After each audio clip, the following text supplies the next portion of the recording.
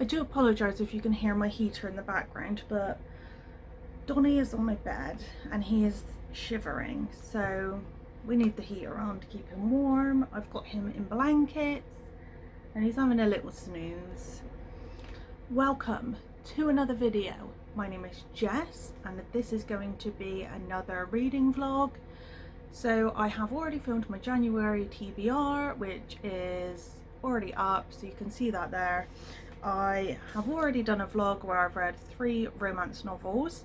It was from December to January, so only 2 of them I finished in January. I am currently reading, let's put my pen down. I am currently reading Days of Grace, and I'm on page 34, so I'm not far into it yet. And I thought I would struggle to get through this, but actually it is really good, even 34 pages in. I am a bit nervous going into this one. Reading about her love for her mum. I was reading this about 12:30 last night, maybe 1 AM, and I honestly wanted to go wake my mum up and give her a hug.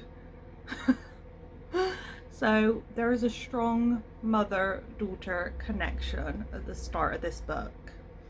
So I'm going to carry on reading. I'm going to try and read about 100 pages of this today. I do have a few other things to do. It is lunchtime, so I'm going to need to go and get some lunch soon. I am going to film another video today. I'm going to film my Buzzwordathon TBR. I got some posts today and I thought I would open it with you now, since I can't remember what it is. I believe it's books. I'm not sure which ones.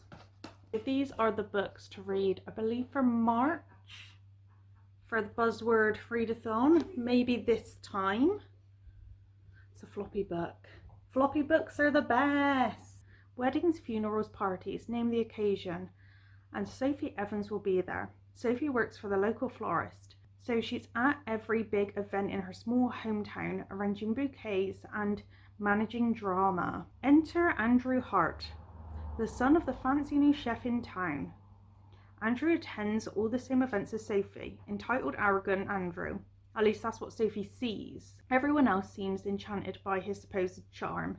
Sophie just wants to get her job done, but every time she turns around there's Andrew, getting in her way and making her life more complicated, until one day she wonders if maybe complicated isn't so bad. I don't remember talking about this in my Buzzwordathon TBR. And then the first time she drowned. I talked about this one. I can't remember mentioning this one. I definitely mentioned this one. 2 new books. Very happy, very excited by both of these. About an hour ago maybe, we have learnt that it's national lockdown number 394. We're going into another lockdown. Means I can't work at the moment. I also uploaded my last reading vlog today. While I was editing it, I felt really excited and really pleased by it, and I felt like my videos were going in the direction I generally wanted them to go in. And then I just watched it back and I thought, why do I feel disappointed? Emotions are just high at the moment. Nobody knows what to feel, or, you know, things are just still crazy. Nothing is settled down. Work is so difficult when there's a pandemic going on. I haven't got much else to say. I need to take my makeup off because I really want to rub my eyes. I'm going to spend most of the evening reading this. I am on chapter 6, page 60. So again, I haven't made loads of progress. Each chapter is a different time in Nora's life.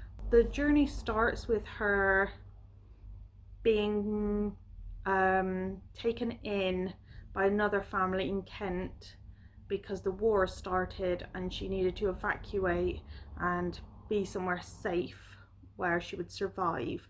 So this family's taken her in. And then there's other chapters where she's an older lady. She lives by herself. She watches this girl in the house opposite and sees that she's getting bigger and bigger. And then one day she realizes she hasn't seen her in a while and maybe something's wrong. So she breaks into this girl's house to find out she's okay, and then she goes into labour and she helps this girl give birth. So I've just gotten to the end of a chapter where she's talking to a girl called Grace that she used to know as a child, and she has said, you know what happened the last time I interfered? So we don't know what happened yet. So the next chapter I'm going to read will be her as a child again, and it's going to go through alternating between her as an older lady and her growing up as someone that has been evacuated from London during the war, World War II. So it is interesting, it is very well written. I find it really interesting that this girl's grown up in London and there's so much she doesn't know. I believe she's 12 years old in the time the chapters I was reading, she was 12. And she didn't know that vegetables grew out of the ground. So some of it's a bit funny, some of it's interesting, a lot of it's very sad. I am enjoying it. I think I'm struggling at the moment because I feel a bit drained, I feel a bit down, and then this is quite heavy, but it's still good and enjoyable, so I will keep going with it. I did notice everything I say about books in my videos, I end up saying that I highly recommend, everything's amazing, I love it, but I do think the last vlog I did, it just so happened I read 3 really great books. Really great books. So that'll be why. That'll be what's happening. And I know going from vlogs to other videos, for example TBR or favourites, what I love to read, and then going into vlogs, you will see me talk about a lot of the same books, but they just overlap, and I'm going to carry on doing what I enjoy, which is reading and filming about it. I also notice every time I vlog, I tend to tell you how tired I am, how fed up I feel. I think it is just the year we're having, 2020 to 2021. We're in a new year. We thought, you know, let's look up, let's start fresh, but we're entering a new year with another lockdown. So there's only so much we can take before it really just gets to you. And I think I just feel done with it. Yesterday I felt so down about finance and about our situation and things that are happening, a lot of stuff that's going on personally, and it's also the fact my dad's birthday is the end of the month. I won't be able to see him, and everything just sucks. And I know there are people way worse off than me. I do know that. I do know I need to be thankful for what I do have, but it is just hard at the moment. Really, really hard. That's that. It's currently Thursday, the 7th of January, and my 2 books for Buzzwordathon, for January's Buzzwordathon, has come, and I also have a 3rd coming, and I only expected to do 1. I think it's been a fair minute since I filmed last. I don't think I've even done an update on Days of Grace. So I finished the book Days of Grace by Catherine Hall, and I ended up rating it 3 stars. It was really good. The story was nice. I'm not a fan of books set in the war or being a bit on the historical side, historical fiction. Not a massive fan of it. And I did think there was going to be more of a female-female relationship.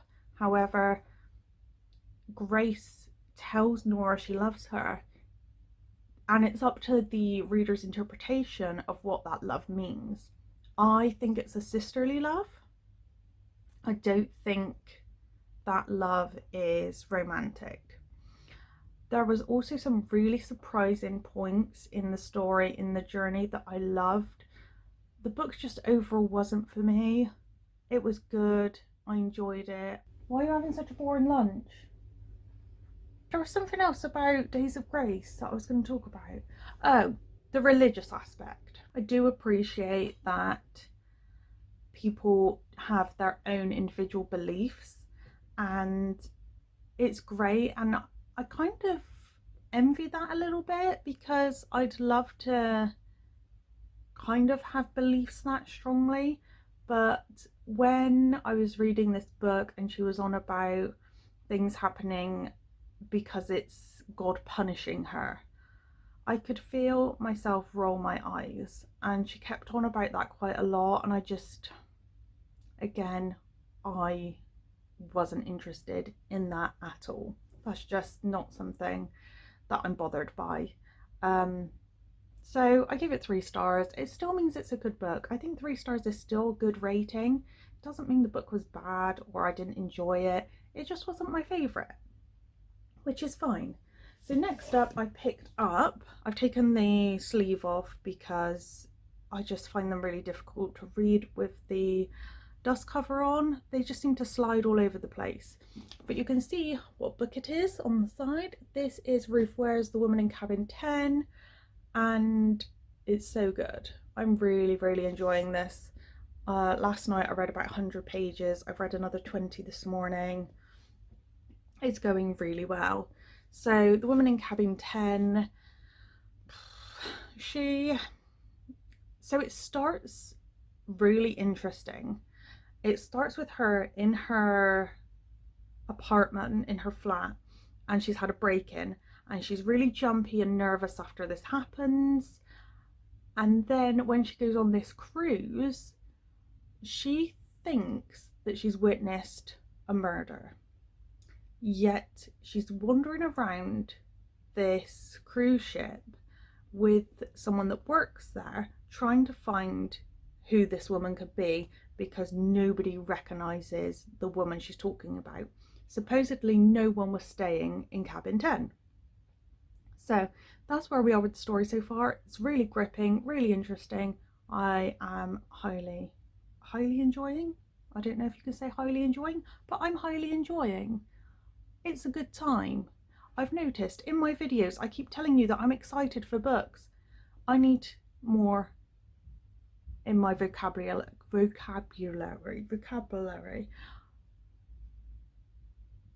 I'm reading books, yet words are difficult for me. How does this work? Who is she? What is happening? Okay, is lockdown. Jess struggles with lockdown quite a lot. Over the last few days I just didn't want to film anything, because I didn't want to pick up the camera and film me going, oh, I'm miserable, even though that's what I was feeling. Sam and I got her puzzle out last night, and that's been really fun. I might film a bit of us doing more of the puzzle later. But for today, I was just going to give you a quick update on my life, because we love talking about my life. So first of all, I finished season 2 of The Mandalorian. This season has been breaking my heart from start to finish. Oh boy, is it emotional. I love it. I highly recommend it. I absolutely love The Mandalorian. In my head, I'm like, I'm going to come into the story, we're going to get married, and the child is going to be ours, and it's going to be beautiful. Yeah, that's what goes on in my brain. And then next is my dating life. My dating life has been a series of disasters. And I thought I'd just check in and say, during not this lockdown that's just this minute started, but one of the last ones, I started talking to someone. It was a guy, as I'm quite confident to say that I believe I'm bisexual. Okay, we need to rename him. I'm going to call him Kevin for obvious reasons. I doubt he even knew of my channel, but we're going to call him Kevin. So I turn up maybe 2 minutes after he's got there, and we go inside, and straight away he kind of backs away as if letting me go in first. And I didn't know whether that was a bit of a gentlemanly thing that he was trying to do, or whether it was a bit more of, oh, you go in and talk to whoever's there to see us. I go in and I go up to the person behind the bar and I say, are there any tables free? They say yes, but it's only one and it's up on the stage. There is a bucket next to your table because there is a leak. Already that sounds like a disaster, but I do feel for them, especially because the people that have opened this venue, one of them is one of my clients and she's wonderful. So I did feel for them. I wanted to look around because they've got a little record shop and things. Sorry, I'm just distracted by my own hair. So they've got a little record shop and I wanted to look around, but he was like heading straight for our table. And he says, oh, I've had a few drinks already. And I was like, okay. And then I said, well, I'm not going to drink much because I've driven here. I tend to either drive to my dates, or even if I don't drive to my dates, I do tend to not drink so much because you don't know this person really. We come to ordering our food. He'd already paid for our first lots of drinks. So I say, oh, let me pay for the sandwiches. They're only sandwiches, it's not that expensive. You've paid for 2 rounds already. You know, it's going to balance it out. And he still goes to pay. And straight away, that does annoy me slightly. And I said, look, I can pay for myself. And I think it's only fair that you let me pay since that's what you agreed a minute ago. And he laughs so loudly that the tables next to us turn and look at us. Keeping in mind, we are distance apart and we're next to the DJ booth. Take the payment, we're having our sandwiches, and conversation to this point had been pretty good, had been nice. We get on to talking about food. And he tells me that I'm not really a vegan, am I? This bugs me. He said, you don't really care what you eat. No, that's not right. I have different beliefs than other vegans. For example, I eat scallops because I believe they have no nerve endings, just like plants. There is an argument there, but that's what I believe, so that's what I'm going to do. So he won't let this go and he finds it really funny. We move away from it and that's fine. And then once we've eaten, we're having another drink. Conversation again has been fine. And he is looking my legs up and down. I am wearing tights. I am wearing black, thick tights. It's cold. And he said, oh, you've got tattoos on your legs as well. I can kind of see them through the tights. And I said, yeah, I would show you, but I'm not dropping my tights in a restaurant. And he laughs again and he carries on eyeing them up and says, how many are there? And I said, I don't know, there's quite a few. And I started to feel uncomfortable, so I kind of moved them under the table a bit more. I said that I was wearing the thick tights because I'm always cold. I said sometimes I'll layer up, I've got double the amount of socks on. He went, oh, you're wearing socks and tights? Yeah, I get cold. He went, so how many layers do you have on? I said, well, 4 on the top because I've got my bra, t-shirt, dress and cardigan. And then when I put my coat on, that makes 5. You count your bra as a layer? Yeah, because it is. And it keeps my boobs warm. Then he asks an odd question. Do you always wear a bra? Who asks that? Especially on a first date. That was weird. Again, I'm a bit like, this is a bizarre conversation. I believe we get onto other topics, and I think even the topic of children, families, that type of thing. And he tells me he's going through a divorce. This doesn't bother me. My mum and dad went through a divorce. I still love them both. But since he's brought it up, I ask, how come you're going through a divorce? You know, what's the reason? And he could have said anything. He could have even just told me, oh, it just didn't work out between us. Oh, we don't really feel the same way as we used to. Absolutely anything. You know, you could have even made it up, whatever. But he turned around and said, I don't really want to talk about that if you don't mind. Okay, so you're going through a divorce and you won't tell me why. My mind went straight to, one of you cheated. Which isn't a very nice thing, but I couldn't help it when he was like, I don't want to talk about it. He starts saying how he really doesn't want to have children. I keep changing my mind.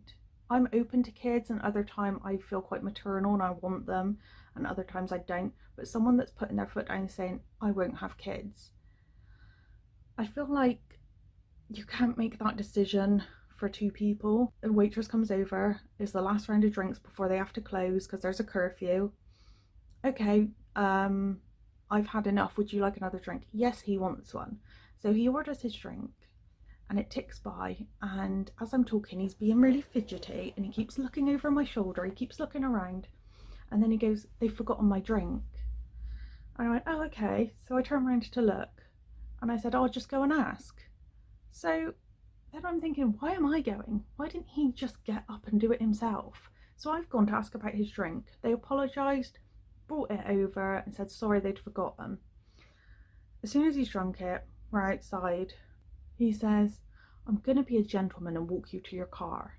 We get to the parking meter and he tries to pay the £2.40 for my parking, and he keeps trying with his card using contactless and it doesn't work. So he must have tapped it too much, something like that. And he keeps trying and he keeps trying and it's not working. And I go, please just let me pay for my parking. And then he bursts out laughing and stands there laughing the whole time. The whole 2 minutes maybe that I'm paying for my parking. And I look at him like, okay, I know where my car is, it's just over here, so should we say goodbye now? No, we're not at your car. I said I'd walk you to your car. So we walk to my car and I unlock it and I open the door. I'm changing my shoes because I've worn heels and I can't drive in them. So I'm changing my shoes and he's looking at my car and he went, oh, that is so adorable. You've folded in your wing mirrors. Straight away I felt like, oh my god, I'm being patronised. And I said, yeah, I live on a main road and there's crashes and all sorts, and I don't trust people. I always do it. Oh, isn't it adorable? No. So once I've changed my shoes, I look at him. I'm like, how far away do you live? He said, oh, it's only 10 minutes. So I'm, okay, I'll give you a lift. So we get in the car and I haven't got music on as I'm driving out. I put my ticket in and we go out and I went, oh, we could put music on, but the only thing in there in the CD player is Taylor Swift at the moment. I went, oh, any music's better than no music. Let's have music on. So I put it on and we drive there. And it is only 10 minutes, but he goes, oh, you can't drive up my street because there's nowhere to turn around. So you'll just have to drop me here. We're in the middle of the bloody road. So I put my hazard lights on and I'm on a hill as well. So I'm in the middle of the road on a hill with my hazard lights on. I was like, okay, you need to be quick because I can't wait here. So he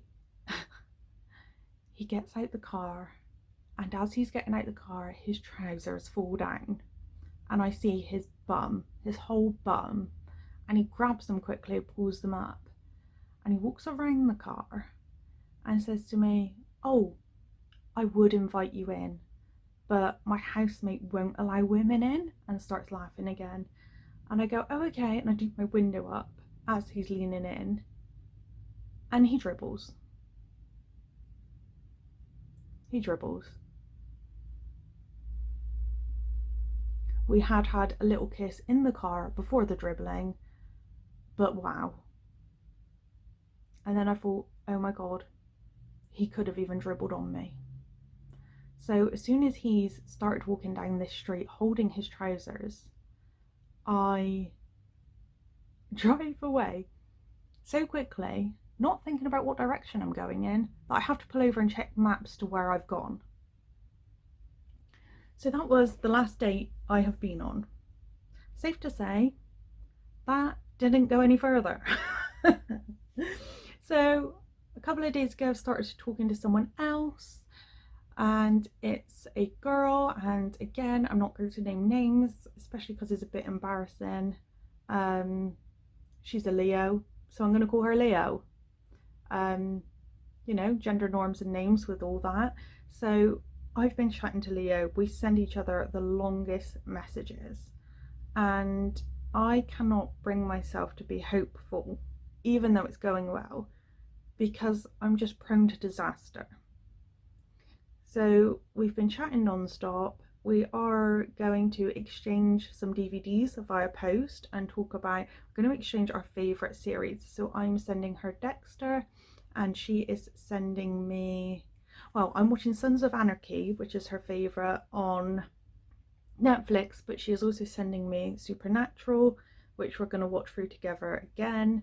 So we're going to buddy watch things through lockdown. We're going to do a WhatsApp video call as our first date, I suppose, but it's going well. It's really nice. But that's all I'm going to say about that. I'm going to have some lunch now. I'm going to make some banana bread. I'm going to film a video of me doing mum's hair. We're going to do a how to cut short hair at home during lockdown video. And then I think that will be most of the things I need to do today. And then I'm going to crack on with reading for the Buzzwordathon challenge. There we go. I'm cold. I've got goose pimps. Can you see them? I've just cut mum's hair and now we've got a cheeky Baileys. I'm going to create a reading planner or reading journal, but I'm not going to make it super pretty or artistic because I really can't be bothered. I just like the idea of noting things down. So we're going to start with books.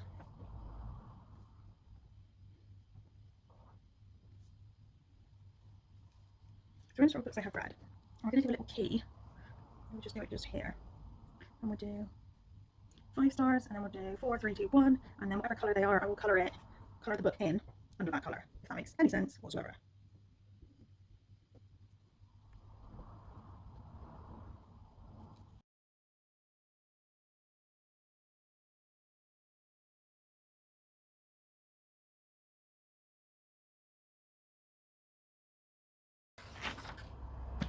So I'm going to leave that blank in case I need to carry it on. And this page we're going to do our monthly TBR. We've got 3 picks from my new buys. So we had The Weight of the Stars, then we had The Flip Side, The Betrayals, and then we had 4 books from Sam. I've now changed down to 3 because The Martian is going to be part of the Buzzwordathon. So these are Grace. The one we have in 10, Fangirl. So then we've got the Buzzwordathon, and the word is dream. You two have the Dream Daughter, Darkly Dreaming, Dexter, and then 3. Then we've got, I don't know if it's in the dream house or the dream house, but I'm going to put the dream house. On the page next to this, I'm going to write goals. The first goal I'm going to write is read, I don't know how many to say, I'm going to start with 5. 5 non-fiction. Create reading notes / scrapbook. Read 50 to 80 books this year to complete Buzzwordathon. Next, I want to create it so it's kind of like a diary of sorts. So I am sorry this segment of the video is all over the place, but what I've just started doing on here is just going through these pages and writing down every day of the month. I started writing month instead of Monday, which is great, but I'll carry on with that. And what I'm going to do is write across here, just keeping track of things like pages I've read, what book I started, when I finished it. I just think it would be nice to see what I've done reading wise throughout the whole month. So that's what I'm going to do on these pages. Again, I will probably highlight them or something, but it's not going to be super creative or colourful. On the following page, I'm going to have my January wrap up where I write all the books I've read, and then I'm going to have my January book notes. So if there's any characters I want to remember, any things like that, I'm going to put on this page, and then I'm going to leave it for the following month just to see how I get on with this style of planning.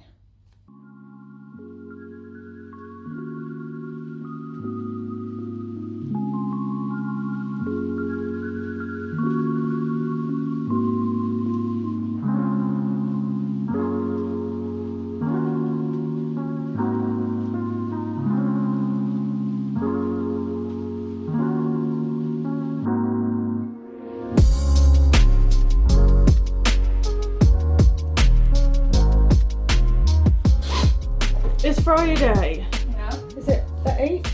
Yeah, Friday the 8th of January. And today, here's Sam washing up.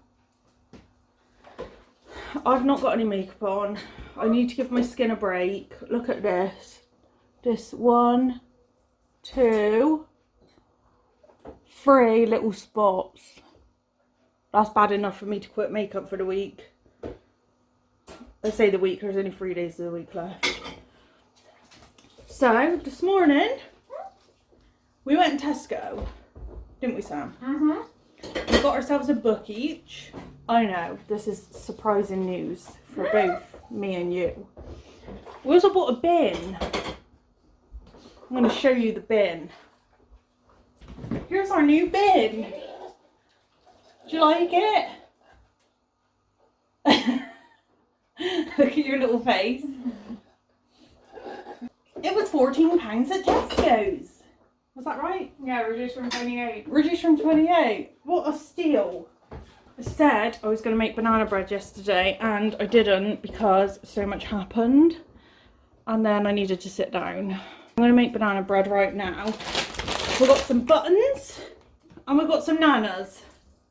Sammy's going to make us some hot chocolate because we just walked for miles and miles.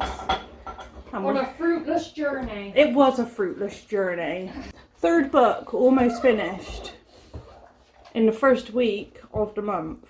I am crushing it. Oh yeah. Hey, I'm on my 3rd too. Boo. No, whatever. I also bought a diary in Tesco's. £2.88. Yeah, doggos. 2021. Look how happy they are. What little cutie patooties. I don't know what sort of year they're going into. Doggies probably have quite a fine year with like peeps at home. Yeah, This is the reason we mainly went to Tesco. actually, This is for the Buzzword of Fun Challenge. She's going to read it in the first week of February because that's the rules. 1 to 7. Stop. I've got this book. It's called Such a Fun Age. this Totes Pops. It is Totes Pops. It's by Kylie Reid. So it's about this lady that looks after this child. And she's apprehended in a supermarket for kidnapping the child because she's black.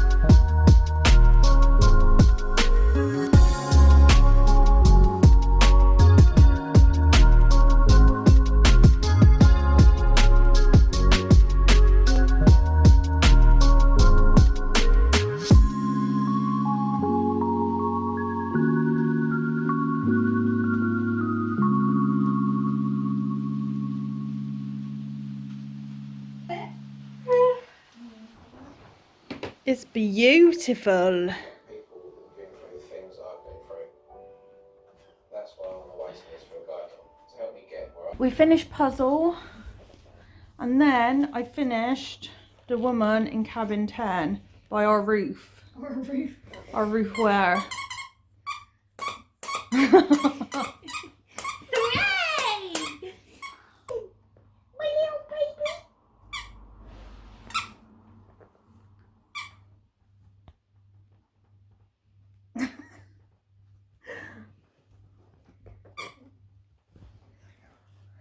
Your ears inside.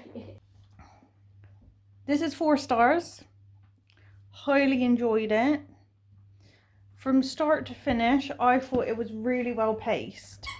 It wasn't slow like at all, and it wasn't rushed. You got a good amount of information per chapter. I really liked the news report clippings and things in between the chapters. I think there were social media posts and news reports.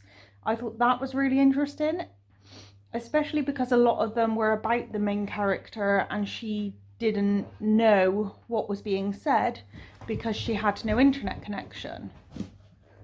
I really liked how paranoid she was and nervous because that just added to the atmosphere. Blimmin' squeaky toy!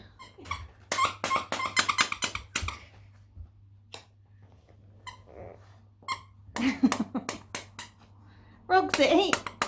Roxy! What are you doing?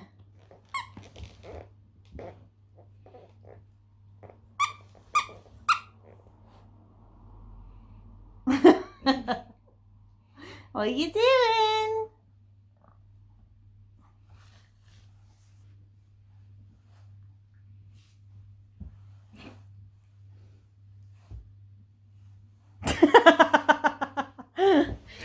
Oh.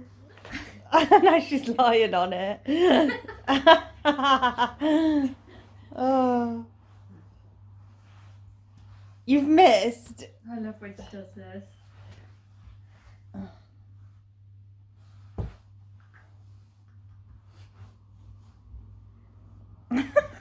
She's having a great time. I'm gonna do this as well. I bet she's gonna stop now. Yeah. I've just got full vagina. Showing everyone your bits.